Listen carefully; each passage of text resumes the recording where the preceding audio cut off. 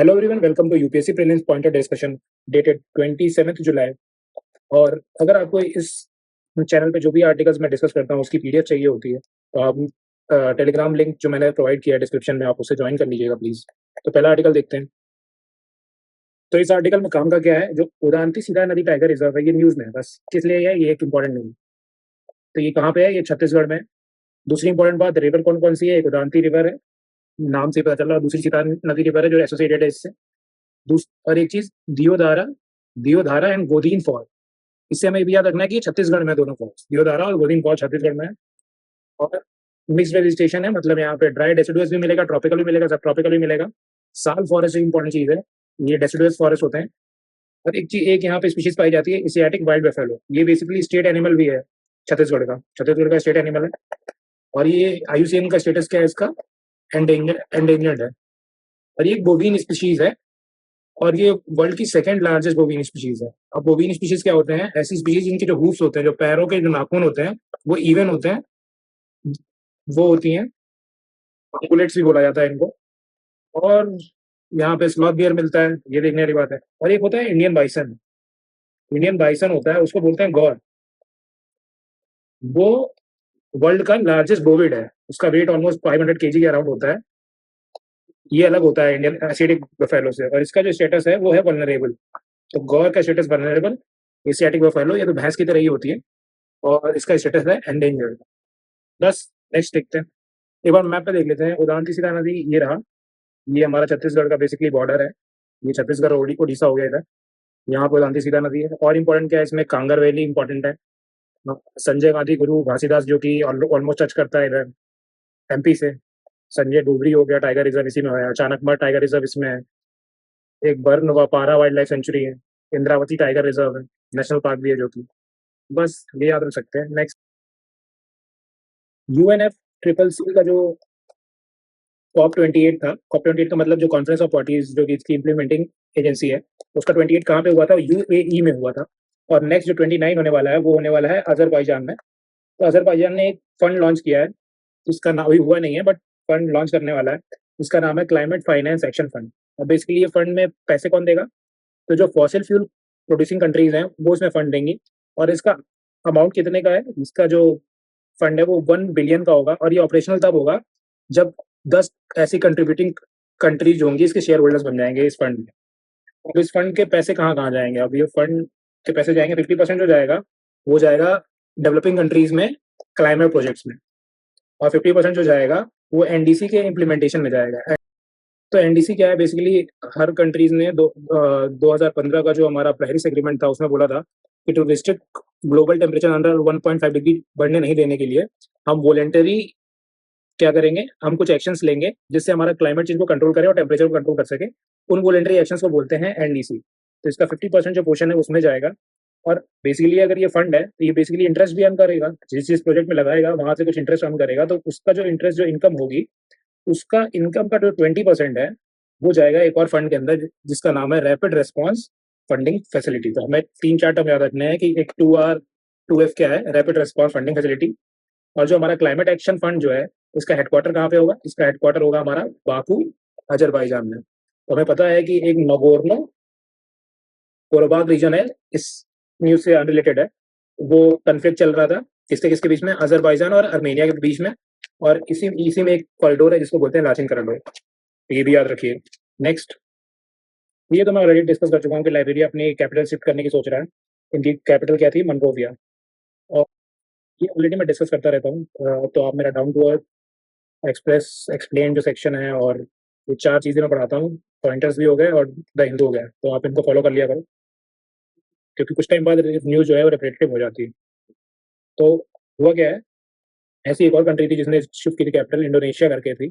उसने क्या कहाँ से शिफ्ट किया था, जकार्ता से शिफ्ट कर दिया नुसंतारा में। क्योंकि जैसे यहाँ पे ओशियन है, इसकी वजह से ये सबमर्ज होने लगती है, क्योंकि यहाँ ग्लोबल टेम्परेचर राइज की वजह से सी लेवल राइज हो रहा है इस वजह से। और लाइबेरिया बेसिकली फर्स्ट रिपब्लिक है, कहाँ की, अफ्रीका की। और ये वेस्ट अफ्रीका में है। बाकी और इसमें कुछ काम का कोई फैक्ट है नहीं। नेक्स्ट, ये ऑलरेडी मैं 27 जुलाई के द हिंदू वाले सेक्शन में मैंने ऑलरेडी डिस्कस कर लिया है। यहाँ भी बता देता हूँ कि बेसिकली चेरा एक असम में डिस्ट्रिक्ट है जिसका नाम है चेराब, चिरादो। अभी चिरादो जो डिस्ट्रिक्ट है, इसमें बेसिकली इस तरीके के मैदान पाए जाते हैं, जैसे ये माउंट्स हैं, बेसिकली ये रेज़ अर्थ के माउंट्स हैं। तो ये एक बरियल प्रैक्टिस है किसकी? अहोम डायनेस्टी की है। अब अहोम डायनेस्टी कहाँ कब तक रूल करती थी आसाम में? ये 13th सेंचुरी से लेके 19th सेंचुरी, ऑलमोस्ट 600 ईयर्स तक रूल करते थे। और इस चिरादियों को बेसिकली एक जो रूलर थे जिनका नाम था सुकापा, उन्होंने इसको कैपिटल बनाया था अपना पहले। यहाँ पे बेसिकली रॉयल बरियल्स हैं और इसको बना दिया गया है, यूनेस्को ने उसको अपनी वर्ल्ड हेरिटेज लिस्ट में बना दिया है, और इंडिया की ये 43rd वर्ल्ड हेरिटेज साइट हो गई है, और ये कल्चरल साइट है। असम में 2 नेचुरल साइट्स भी हैं, जैसे कि हमारा हो गया एक काजीरंगा हो गई, और दूसरा कौन सी होगी हमारी? मानस नेशनल पार्क जो है, वो 2 नेचुरल हो गई, और एक ये हमारा कल्चरल हो गया। बाकी इसमें काम का क्या है कि एक चाव चाली करके, अगर पूछ दे चाव चाली किससे रिलेटेड है टर्म, तो चाव चाली इससे रिलेटेड है। बेसिकली अंदर का जो वॉल्ट होता है उसको बोलते हैं चाव चाली। और काम का क्या चीज़ है? हाँ, treaty of Yandabo 18 first Burmese Anglo Burmese war हुआ था, जिसके बाद इंग्लिश जो थे उन्होंने कंट्रोल ले लिया था यहाँ का, असम का, वो हो गया। और लचित बोरफुकन एक इम्पोर्टेंट पर्सनैलिटी रिलेटेड है बैटल ऑफ सराय घाट से, जो कि 1671 में हुई थी। औरंगजेब की फोर्सेस को इन्होंने हरा दिया था वहाँ पे। बस इतना ही काम का है। तो ग्रोथ इंडिया टेलीस्कोप न्यूज़ में क्यों है? क्योंकि इसने एक एस्ट्रॉइड को ऑब्जर्व किया है जो कि अर्थ के बहुत क्लोज गया है। तो ये इंपॉर्टेंट नहीं है कि इसने ये ऑब्जर्व किया है, ये क्या चीज़ है। तो बेसिकली ग्रोथ जो है वो इनिशिएटिव है नेशनल साइंस फाउंडेशन, जो कि एक यूएस एजेंसी है, उसने उसका प्रोजेक्ट है। उसके अंदर इंडिया में टेलीस्कोप बनाया गया है। बेसिकली एक रिले ऑफ टेलीस्कोप है। जो ग्रोथ इनिशिएटिव है ये क्या है? एक रिले ऑफ टेलीस्कोप है। रिले का मतलब क्या हुआ? जैसे रिले रेस में क्या होता है, एक दूसरे को बेटन पास करते हैं हर दौड़ने वाला, वैसे ही इसमें क्या है कि ये सेट ऑफ टेलीस्कोप्स हैं जिन जो ऑब्जर्व करते हैं नाइट स्काई को। वैसे इंडिया में बना दी गई एक नाइट स्काई। अब इंडिया में कहाँ बनाई गई है? हानले में बनाई गई है। हानले जो कि लद्दाख में है। क्यों? क्योंकि ये एक तो बहुत ऊपर सिचुएटेड है। ये 4500 मीटर्स अबव मीन सी लेवल है, तो यहाँ से ऑब्जर्वेशन ईजी हो जाता है, क्योंकि एटमॉस्फेरिक इंटरफेरेंस, जैसे हमें पता है कि जैसे हम ऊपर जाते हैं हमारा एटमॉस्फेयर थिन होता जाता है, तो एटमॉस्फेरिक इंटरफेरेंस कम होता है।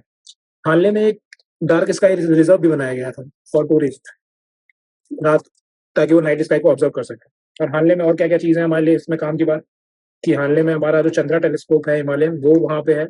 एक चेरनकोव करके टेलीस्कोप है जिसको मेज भी बुलाते हैं।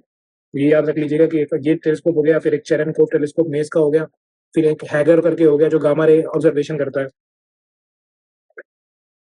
तो इतना ही इंपॉर्टेंट था। बाकी ये याद रखना है कि ग्रोथ इंडिया जो है ये यूएस प्लस इंडिया का मिलकर बनाया हुआ है, और इसमें हेल्प किसने किया था? इंडियन इंस्टीट्यूट ऑफ एस्ट्रोफिजिक्स और आईआईटी बॉम्बे ने।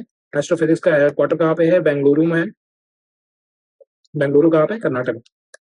और ये क्या करता है? ये ट्रांजिएंट्स को ऑब्जर्व करता है, प्लस नियर अर्थ ऑब्जेक्ट को ऑब्जर्व करता है। ये तो एस्ट्रॉइड्स हो गए। ट्रांजिएंट्स क्या होते हैं? ये बेसिकली क्या होता है, जैसे कोई बहुत बड़े स्टार की डेथ हुई तो फ्लैशेस ऑफ लाइट निकलते हैं जो कि बहुत हाई एनर्जी के होते हैं, इवन हमारे सन से ज्यादा हाई एनर्जी के होते हैं, उनको ट्रांजिएंट्स बोलते हैं। बस इतना ही काम का था। नेक्स्ट चलते हैं। काम की चीज इसमें क्या है कि सिम्स पोर्टल क्या है? सिम्स पोर्टल बेसिकली रिलेटेड है स्टील से। बस SIMS portal steel, ministry of steel ने लॉन्च किया। नेक्स्ट, तो इस आर्टिकल में काम की बात क्या है कि जो कल्चरल प्रॉपर्टी एग्रीमेंट है इंडिया ने साइन किया है यूएसए के साथ, और ये बेसिकली एक कन्वेंशन भी है यूनेस्को का। किसका कन्वेंशन है? यूनेस्को का। 1970 में कन्वेंशन था यूनेस्को का, जो कि प्रोहिबिट करता है, प्रिवेंट करता है इलिसिट, जो इलीगल इंपोर्ट एक्सपोर्ट ट्रांसफर हो रहा है कल्चरल प्रॉपर्टी। कल्चरल प्रॉपर्टी का मतलब क्या हो गया? जैसे कि हमारा कोई मूर्ति लेके चला गया, ये सब चीजें। तो ये याद रखना है कि इंडिया और यूएसए दोनों इस कन्वेंशन के पार्टी हैं। बाकी इस कन्वेंशन की कोई डिटेल की इतनी इंपॉर्टेंट नहीं है। बाकी इसके ऊपर अगर आगे कुछ होता है तो देखा जाएगा। नेक्स्ट चलते हैं। इसके ये तो कोई काम का नहीं है। ये बेसिकली रोडेंट्स फैलाते हैं, इसका कोई ट्रीटमेंट अभी है नहीं। तो ये ऐसे न्यूज़ आती रहती है। यूएस में डिजीज है तो इंडिया में तो है नहीं, तो इतना कोई प्रॉब्लम नहीं है। That's it for today. Thank you.